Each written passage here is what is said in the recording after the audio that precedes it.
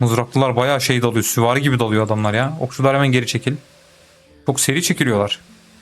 Çok iyi. Neler yaşayacağız. Ya bunları yenme şansımız yok, görüyorsunuz. 60 asker. 40 asker falan. Hünnap. Bunu da ismi söylemek biraz komiğime gidiyor.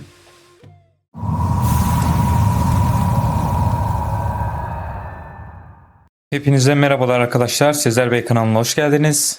Bugün sizlerle Mandate Order isimli yeni çıkan bir şehir kırma oyununu tanıtacağız. Bu oyunu inceleyeceğiz. Oyun 12 Ağustos tarihinde çıktı. Erken erişime çıktı. Steam üzerinden şu anda 20 dolara alabiliyorsunuz. Tabi çıkış dönemine özel bir indirim var şu anda. O yüzden 20 dolara veriyorlar. Yakın zamanda Epic Games'e de gelmesi bekleniyor. Şu anda Steam'de %15 indirimli olarak 16.99'a yani 17 dolara satın alabiliyorsunuz. Oyun Manor Lords'a çok benziyor. Zaten birçok inceleme yapan kanalda da gördüğüm kadarıyla oyun Manor Lords'a çok benziyor. Manor Lords'un bir anlamda çakması demişler ama biraz oynadıktan sonra görüyorsunuz ki Manor Lords'tan çok daha ileri özellikler oyunda yer alıyor. O yüzden bence Manor Lords'u tahtından edebilecek bir oyunla karşı karşıyayız. O yüzden bu oyunu ayrıntılı bir şekilde sizlerle incelemek istiyoruz. Ben tabi biraz başladım oyuna. Bir temel mekanikleri görebilmek adına. Dolayısıyla bir hem ilk izlenim hem de inceleme gibi düşünebilirsiniz bunu. Tabi rehber yapmayacağız. Rehber olarak düşünmeyin. Ama temel mekanikleri görebilmek adına şehri biraz ilerlettim. Belli binaları kurdum ve bunları size gösterebilmek adına, oyunu inceleyebilmek adına bunları önden kurdum. O yüzden şu anda aslında 2 yıl geçmiş bir şehirle, köyle daha doğrusu karşı karşıyasınız. Oyunda tabii çok ilginç mekanikler var. Yani temeli Manor Lords'a benziyor. Hatta menüleri de Manor Lords'a çok yakın. Şurada altta gördüğünüz menüler çok biçim olarak da benziyor. Yol çekme araçları özellikle Manor Lords'a çok andırıyor. Ama öyle mekanikler eklemişler ki ekledikleri mekanikler aslında Manor Lords'un yıllardır yapması gereken mekanikler ve bu anlamıyla Manor Lords'u tamamlayan bir oyun olmuş diyebiliriz. Oyun Çin'de geçiyor, Antik Çin'de geçiyor. Dolayısıyla Antik Çin'in ruhunu da yansıtan bazı özellikler katmışlar oyun içine. İkisini harmanladıkları bir aslında oyun yaratmışlar diyebiliriz. Manor Lords'ta Antik Çin'in o kendine özgü özelliklerini birbirleriyle harmanlamışlar. Şimdi kısaca kabaca şöyle oyunun bir çehresini size göstereyim. Şuradaki simgeler çok en başta gözü rahatsız ediyor. Onu söyleyeyim. O sizin de dikkatinizi çekmiştir. Bu ne anlama geliyor bu simgeler? Buraya bir ulaşım istasyonu diktik. Gördüğünüz gibi bu ulaşım istasyonu buradaki evleri etkiliyor ve bunlara bonus veriyor. Buradaki ulaşım istasyonu da yine bonus veriyor. Şuradaki ulaşım istasyonu gördüğünüz gibi. Ama bu simgeler kapanmıyor. Yani bu simgelerin nereden kapandığını ben bulamadım.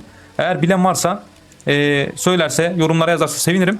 Bu simgeler evet bu arada bakarken bulduk simgelerin nereden kapandığını. Böyle buradan kapanıyormuş. Oyunun hemen günahını aldık. Bu şekilde simgeleri kapatarak önce size göstereyim. Bu gördüğünüz şehir yapısı bizim 2 yıllık bir şehir yapımız.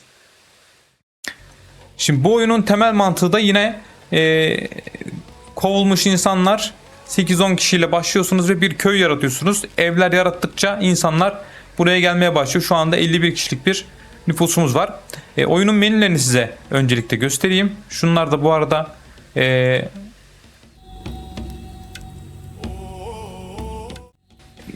isminiz, kendi karakteriniz yer alıyor. Oyunda aslında farklı farklı leveller var. Farklı farklı devlet sistemleri var. Biz en düşükten başlayıp yükseltmek için çeşitli gereksinimler oluyor. Bunları yükselttikçe size çeşitli yeni avantajlar veriyor. O yüzden oyunun amacı aslında burada en üst noktaya gelebilmek. Yukarıda gördüğünüz şeyler bu bizim nüfusumuz. Bu bizim birlik sayımız, yani çalışabilir insan sayımız, atanabilir insan sayımız, aile olarak düşünebilirsiniz bunu Manor Lords'taki. Bu da bizim toplam nüfusumuz. Ev sayımız, burada boş barınak yok gördüğünüz gibi. Boş barınak olmadığı için yeni ailede giremiyor. Ama onayımız, yani ihtiyaçların karşılanabilmesi, diğer ay ne kadar vatandaş gelebileceğini gösteriyor. İsyan olasılığı, bıçak para dediği ise bizim aslında imparatorumuza ödediğimiz vergi. Biz bu vergileri ödeyerek kendi nüfuzumuzu arttırıyoruz. Aynı zamanda etrafımızda devletler var. Onlara da vergiler ödüyoruz. Onları da şöyle bir hemen büyük haritayı göstereyim. Oyunun haritası bu arada küçük değil, geniş bir harita ve çok sayıda kaynak var, görüyorsunuz. Biz şu anda sadece bu bölgede yerleşmiş durumdayız. Bu şekilde 4 tarafı çevrili. Şu anda tek harita var erken erişim olduğu için. Ama ilerleyen dönemlerde harita sayısı artacaktır.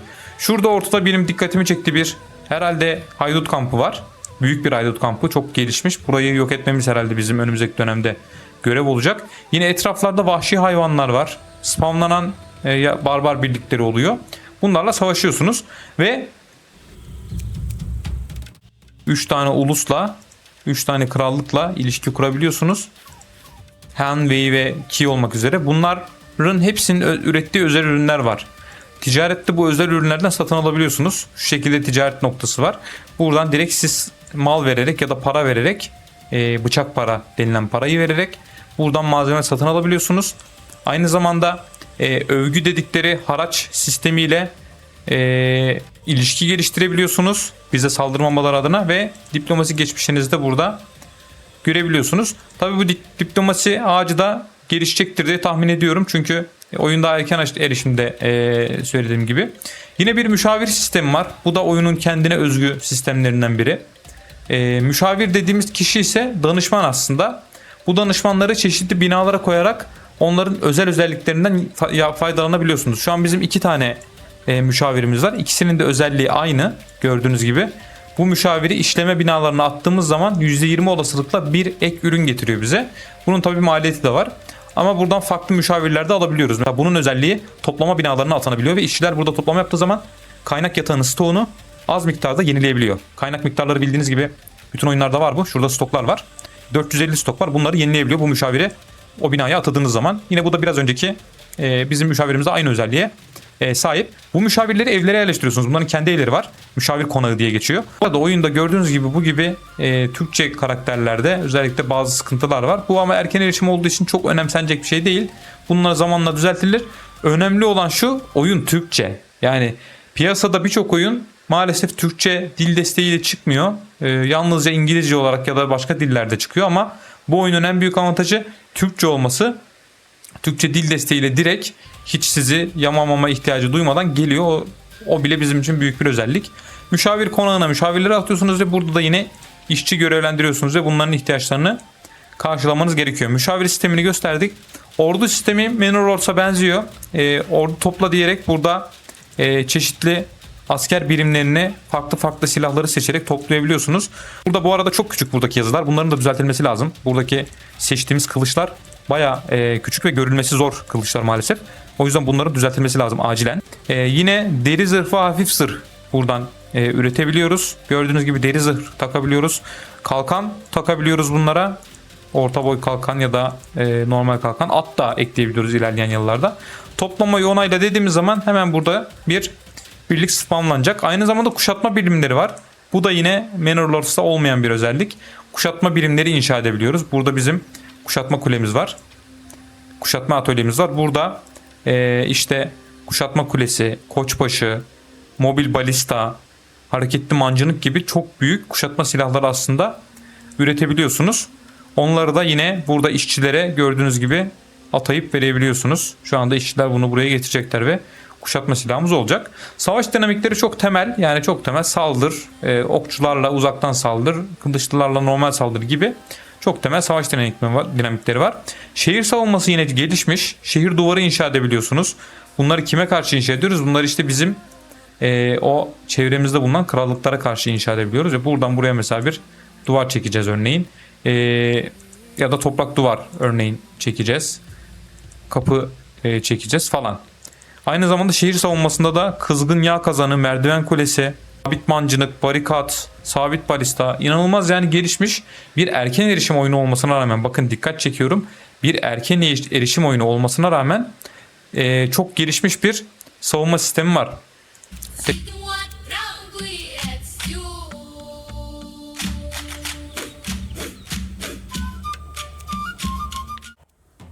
Burada gösterdim. Meteorik demir cevheri var mesela. Bu da ayrı bir demir cevheri türü.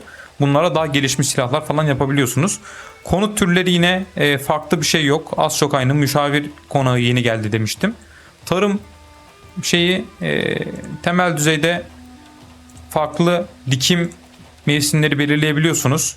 Birinci yıl, ikinci yıl, üçüncü yıl farklı ürünler üretebiliyorsunuz burada. Lojistikte ulaşım istasyonu gelmiş ama en büyük eleştirim oyunda ulaşım istasyonu dev gibi yani. Şimdi bu ulaşım istasyonu mantığı şu.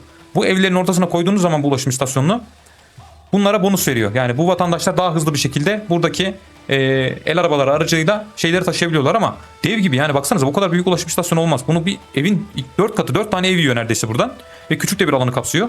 O yüzden ben mesela şuraya bir tane kurdum ama yani birçok evi kapsayamadı. O yüzden bu ulaşım istasyonuna bir çare bulmaları lazım. Bu kadar şey olmaz. Bu kadar büyük olmaz. Daha küçük olması lazım bunun. Ambarlar var. Üretimde de yine diğer oyunlardan aşina olduğumuz üretimler. Değerli malzeme atölyesi burada belki biraz farklılaşmış olabilir. Silahlar kısmında da çok çeşitli silahlar üretebiliyoruz ve en önemlisi kuşatma silahları var zaten.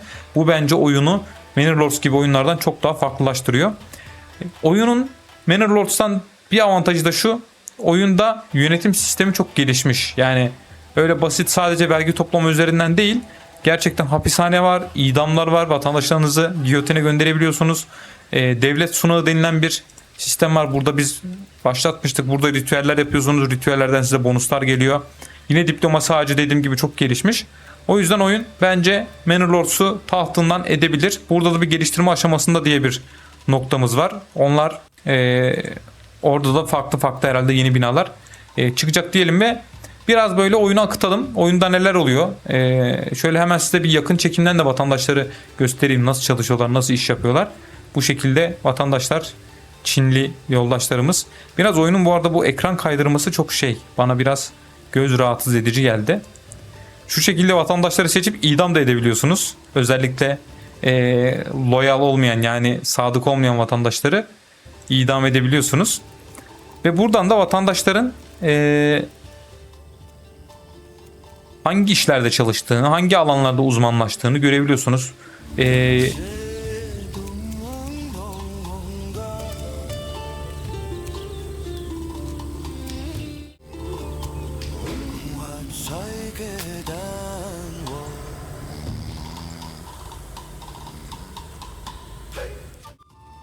Şunu söyleyeyim oyunla ilgili. Oyun tabi erken erişim aşamasında olduğu için bunu da geliştiriciler geliştirme günlüklerine almışlar. Oyun biraz özellikle düşük sistemde bilgisayarlarda kasabilir. O yüzden kontrol ederek bence oyunu alacaksanız. Benim bilgisayarım düşük sistemde bilgisayar değil ama bende de mesela çok fazla fan çalıştırıyor. Çok fazla CPU ve RAM yiyor. Ekran kartından çok fazla yiyor. O yüzden çok böyle ağır çalışan bir oyun. Bu bence oyunun bir sorunu. Bunu çözmeye çalışıyorlar. İlerleyen yıllarda çözeceklerdir. İlerleyen günlerde çözeceklerdir.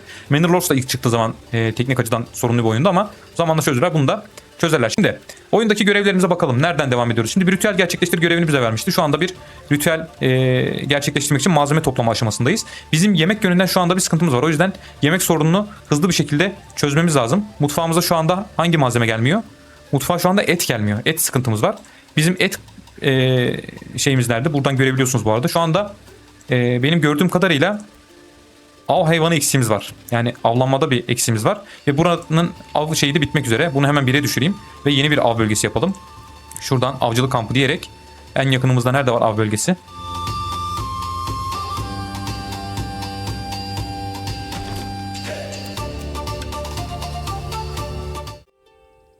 Şuradaki 2 tane şu anda inşaatta çalışan birlik var. Yani vatandaşları boşta bırakmanız gerekiyor ki inşaatta da çalışabilsinler. Bizim hemen hızlıca buraya bir av bölgesinde stoğumuz bitti gördüğünüz gibi. Bunu kapatabiliriz artık. Burada da bu arada avlanan oyun dediği aslında bir yanlış çeviri ürünü. Trophy normalde bunun İngilizcesi bildiğim kadarıyla. Aslında avlanmış hayvan anlamına geliyor. Onu trophy'ye oyun diye çevirmişler. Burada da var. Peki burada niye o zaman bizim az üretimimiz var? Et üretimini biraz hızlandırmamız lazım.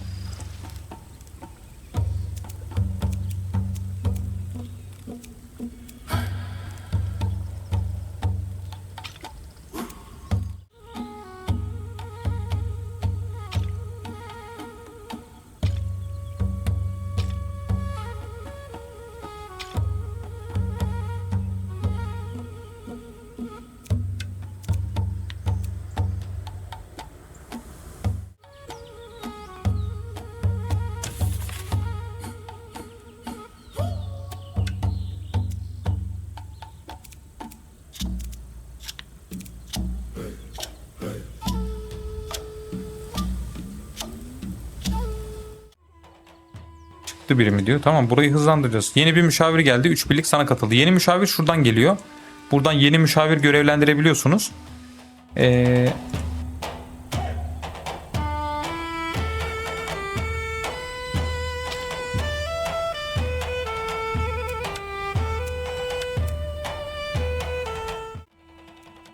Burayı dökümhaneyi ikiye çıkarmam lazım aslında. Çünkü şu anda demir cevherinden külçe üretiyor. Demir cevherimiz az. Neden? Çünkü demir cevherinde kimse çalışmıyor. Hemen 2 kişi atayalım buraya. Bir dökümhane daha yapacağım hemen.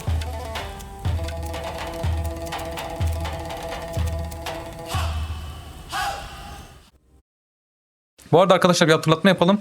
Kanalımızı yeni açtık. Takip ederseniz bize çok büyük destek olmuş olursunuz. Strateji oyunları oynuyoruz. Şehir kurma oyunları oynuyoruz. Yine sizin talepleriniz doğrultusunda oyun videoları çekiyoruz. Yeni açılan kanala yapacağınız en büyük destek takip etmek olur. O yüzden ufak bir takip atarsanız bizi çok memnun edersiniz diyelim ve kaldığımız yerden yayına devam edelim. Oyunda mevsim geçişleri de bu arada çok güzel. İsyan endişesi dediği bu bizim muhtemel yaşayabileceğimiz sorunlar. Şu anda hastaları iyileştirmek diyor mesela. Bizim bir sağlık ocağımız olmadığı için herhalde ondan dolayı bir sorun yaşayabileceğimizi düşünüyor. Nereye inşa etmiştik biz bu şeyi?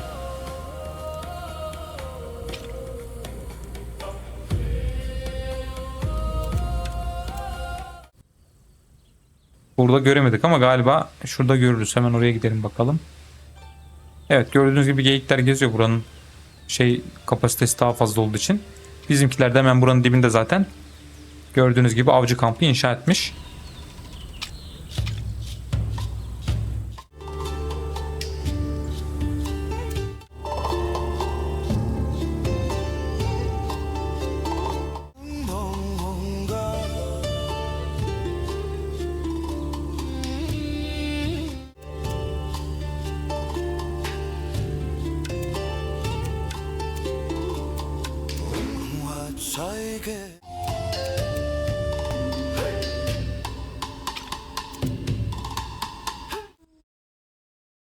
Müşavirleri böyle işte oyun içinde çeşitli yerlere göre yapmanız gerekiyor. Evet, artan işçi sayısıyla birlikte koloninin işleri giderek karmaşık hale geliyor ve insanlar artık parçalanmaya başlıyor. Ayaklanma olabiliyor. Bunları caydırmak için hapishaneler ve giyotinler kurun diyor. Şimdi biz karakol kurmuştuk zaten düzeni sağlamak adına. Gıdasızlıktan dolayı çok büyük bir şu anda penaltı yiyoruz. Bizim şuraya Hünnap kamp yapıldı mı? Hünnap. Bunu da ismi söylemek biraz komiğime gidiyor.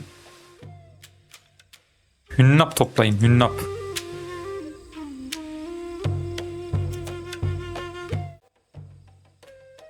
Şimdi burada solda görevler geliyor. Bu görevler zaten aslında sizi oyun başında çok hızlı bir biçimde yönlendiriyor. Diyor ki bir ahşap duvar segmenti inşa et diyor. Ben duvarı galiba şuradan gelebilirler.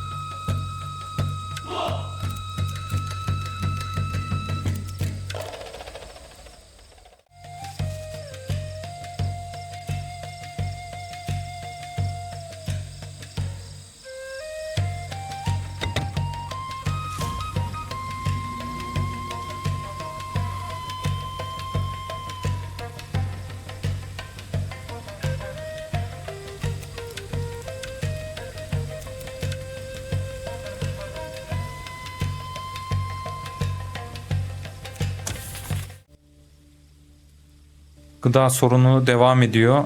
Burada bu arada hasat başladı mı? Hasat ne zaman başlıyor? Bunu nereden görüyoruz?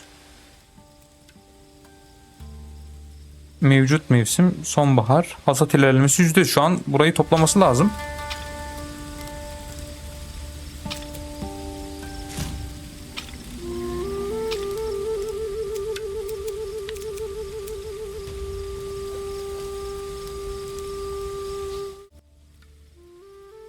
Demir külçe sayımız ne kadar oldu? Bu arada bayağı demir külçe 231 olmuş. Biz hemen şu demir külçeyi rafine demir külçeye çevirip buradan da silah üretimine bence devam edelim. Bu rafine demir kılıçlardan, iyi kılıçlardan üretiyoruz. Birazdan da bu arada oyundaki savaş mekaniğinde bir böyle denemek adına size göstereceğim. oyunda savaş nasıl oluyor diye bir hemen gidip buradaki yakınlarda bir bölgeye dalacağız. Kale merdiveni inşa et diyor. Rafineli bir bahar ritüeli gerçekleştiriyor. Bahar ritüeli herhalde hala tam, çünkü yemekten dolayı tamamlanamadı. Evet.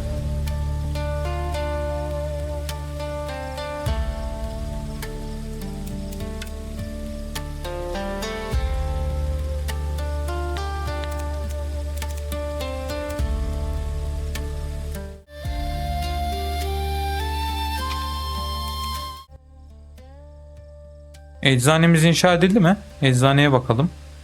Eczane edemedik çünkü malzeme yoktu, evet. Onu unuttuk. Kule merdiveni diyordu. Kale merdiveni. Buraya kapı yapamamışız bu arada. Mesela nasıl yapacağız bu kapıyı? Yıkmamız mı gerekiyor yoksa?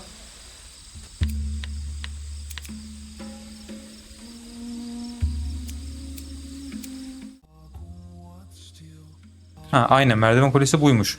Buradan gelip sura çıkacaklar askerler. Ve bam bam oklayacaklar.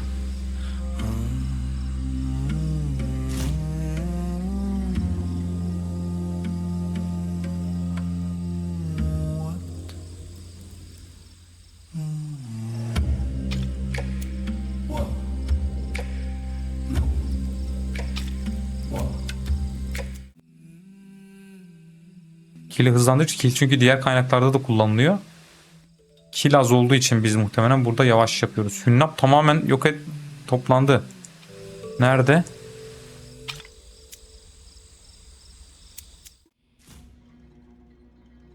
Evet, kış geldi. Şu geçiş çok güzel değil mi? Ya oyunda şöyle ufak ayrıntılar o kadar güzelleştiriyor ki oyunu. Yani bunu bile mi düşündünüz diye insan şey yapıyor. Soruyor. Onu da harbiden düşünmüş oluyorlar yani. Evet, şu anda yemek sıkıntımızı yavaş yavaş gördüğünüz gibi çözüyoruz ama buradaki darılar toplanmadı ya. Toplandı mı ya da ben mi kaçırdım?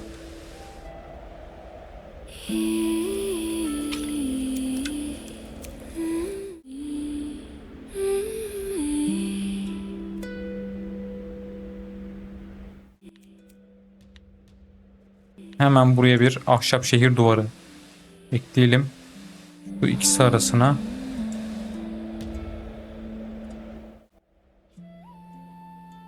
Bunu da şöyle şuradan çeksek aslında alttan bile oklarız diye tahmin ediyorum. Aynen, burası çok güzel bir savunma noktası ya. Çok güzel bir savunma noktası, tamam.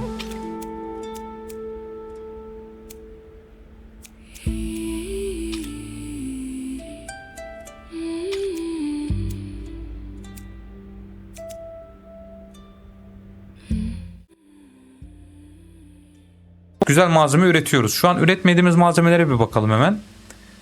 Tuz bile topluyoruz yani şu an kullanmasak bile.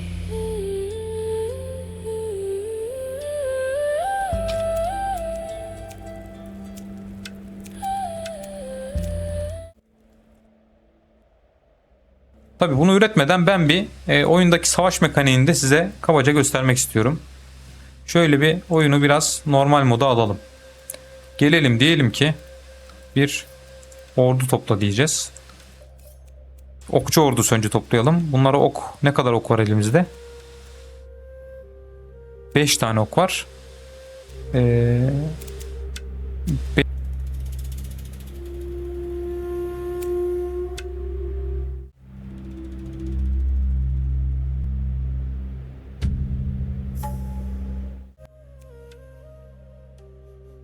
Çok güzel. 20 tane bakır yayımız oldu. Böylelikle bir tane okçu birliği inşa edebileceğiz. Gelelim buraya bir tane okçu birliği. Bakır yay 5 tane gösteriyor. Acaba satmışız, bakır kılıçlar gitmiş. Yaylar nerede kardeşim? Yaylarımı gönderir misin lütfen? Hah, geliyor, tamam, yavaş yavaş geliyormuş, bir an korktum. Biz o sırada şey yapabiliriz. Diğer askerlerimizi toplayabiliriz. Hemen bir mesela geleceğim, kılıçlı asker toplayacağım. Geldim.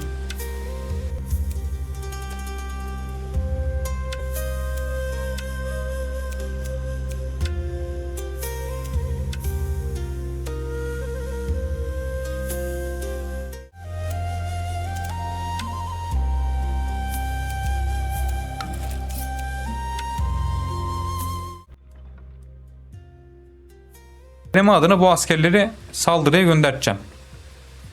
Oyundaki savaş mekaniğini göstermek adına tabii kışın oldu yani. Keşke yazın yapsaydık bu işi ama kışın yapmış olduk. Biraz görüş alanı zor olacak ama olsun.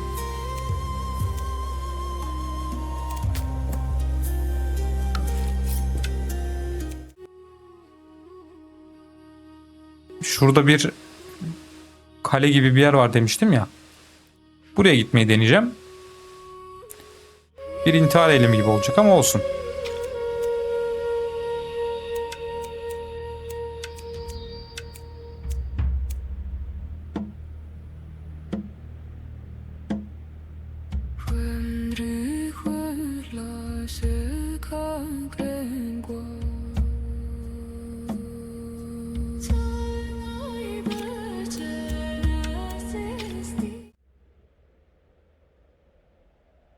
Neler yaşayacağız? Ya bunları yenme şansımız yok, görüyorsunuz. 60 asker, 40 asker falan. Bayağı şey var burada. Çok sayıda asker var. Şöyle yavaşlatalım biraz oyunu. Okçuları önden gönderelim. Bunları da arkasından gönderelim.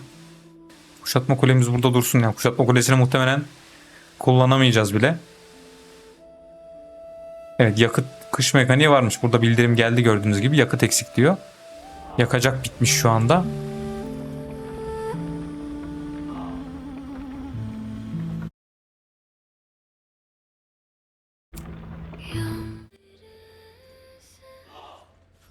Adamlar bu arada dalmaya başladı. Mızraklılar bayağı şey dalıyor. Süvari gibi dalıyor adamlar ya. Okçular hemen geri çekil. Çok seri çekiliyorlar. Çok iyi.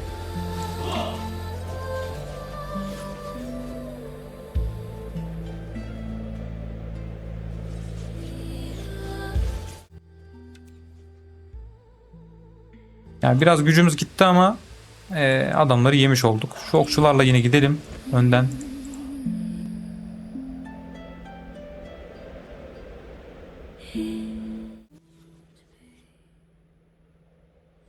Bizim kılıçlar bunları çok rahat yiyecek ama tabii buraya şey geldi, hemen okçular gelin şunlara ok atın. Adamları savunmaya geldiler. Yani adamların okçularını yedik ama şeyleri kaldı. Onları da okçularla birlikte yeriz diye tahmin ediyorum. Gerçi bunlar mızraklı, o yüzden bize karşı daha etkililer. Mızrak dediğim yani şey, uzun silahları var. Mızrak değil tam sanki.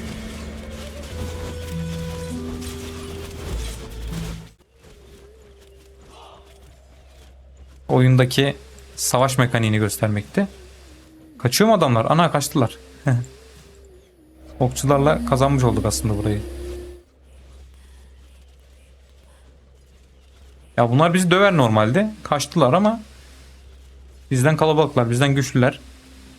Evet, dövüyorlar zaten. Neyse, amacımız zaten böyle avutalım kendimizi. Buranın savaş mekaniğini göstermekti. Bir inceleme yapmaktı. Onu yapmış olduk. Savaş mekaniği de oyunda böyle. Oyun özetle böyle arkadaşlar. Yani güzel bir oyun. Manor Lords'a benziyor ama Manor Lords'tan daha iyi bence. Daha fazla özellik var. Manor Lords'un bir türlü getirmekte direndiği özellikleri bunlar özellikle çok fazla getirmişler. Böyle Manor Lords gibi belli bir yerden sonra sürekli kendini tekrarlayan bir hale almıyor. Daha böyle ayrıntılı mekanikler barındırıyor ve şunu söyleyeyim, erken erişimin daha birinci günü. 12 Ağustos'ta çıktı oyun. Biz 13 Ağustos'ta oynuyoruz. Daha birinci gün olmasına rağmen bence Manor Lords'tan daha ileri özellikleri var. Eğer videoyu beğendiyseniz videoyu beğenip altına ufak bir yorum bırakırsanız bizi çok memnun edersiniz. Kanalımıza abone olabilirsiniz. Ayrıca bu oyunu seri yapalım mı? Onu da fikir olarak yorumlarda belirtirseniz belki bu oyundan seri de yapabiliriz. Sonraki videolarda görüşmek üzere.